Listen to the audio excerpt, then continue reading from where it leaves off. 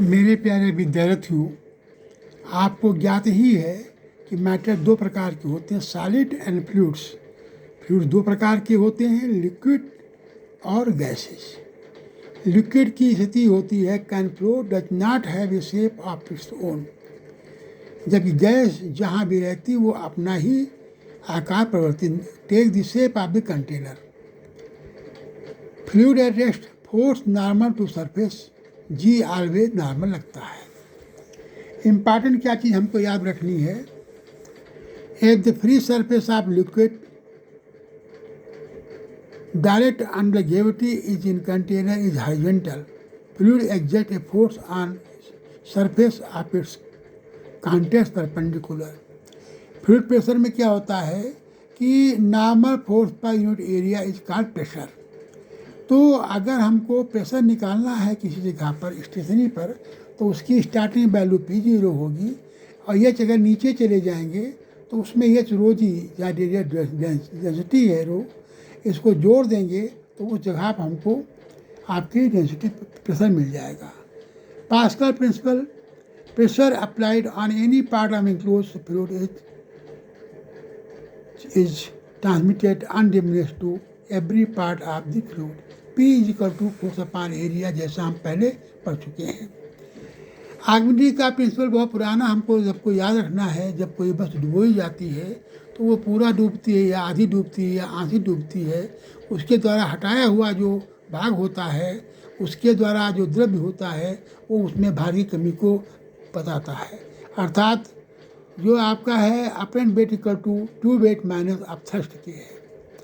इसी प्रकार से रिलेटिव डेंसिटी के लिए हमको याद ये रखना है कि वेट ऑफ द बॉडी है और loss in weight in water है, loss in volt in water है। तो इस प्रकार से हमारा हो जाएगा V1 upon V equal to RD के है।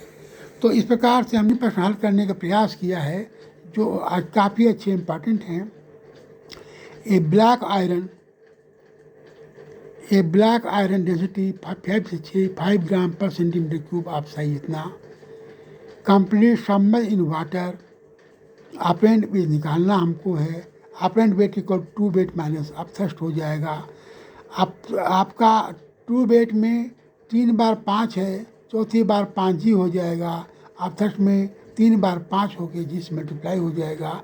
इसको हल करेंगे तो आंसर मिल जाएगा 4 इंटू 5 ग्राम के।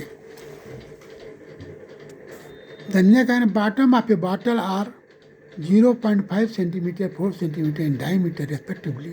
If the cork in the neck is pressed with the force 1 kg watt, when the bottle is full of oil, what is the force exerted on the bottom of the bottle के। इसमें जितना दिया हुआ R1 R2 हमको F1 दिया हुआ है, इससे हमको P के मान निकालना अगर है तो F1 अपॉन A1 से हमारा P निकल आएगा।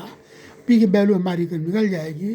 तो हमको बॉटम पर जो निकालना है वो PA2 होगा। PA2 मतलब P हमको वैल्यू मालूम है और आपको हमको A2 में नीचे एरिया मालूम है, पाई R2 स्क्वायर को इनकी वैल्यू पुट करेंगे तो आंसर हमारा आ जाएगा 64 kg वेट के। इनको हमने जहाँ जहाँ हिंट दे रखा है वो भी आपको ध्यान में रखना होगा। एक formula A to the power M to the power N equal to A to the power Mn हो जाएगा और एक सिंपल सिंप्लीकेशन हमने बगल में दे रखा है। तीसरा प्रश्न है 2 metre minus 2 metre cube water is taken inside a lake 400 metre inside the surface. Calculate the change in volume. Bulk modulus of water is given. B दे रखा है, डेल्टा P दे रखा है, K दे रखा है। तो हमको डेल्टा B निकालना है तो डेल्टा B फार्मूले से हमारा हो जाएगा delta P into B upon K के। इनकी वैल्यू पुट करेंगे, हल करेंगे तो वैल्यू हमारी आ जाएगी 3.56 into 10 to the power -3 metre cube के।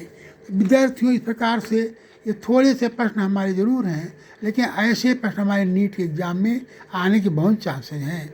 तो इस प्रकार की थोड़ी सी थ्योरी जो हमने यहाँ दे रखी है, इस थ्योरी को थोड़ा सा अध्ययन कर लेंगे तो आपका कंसेप्ट क्लियर हो जाएगा।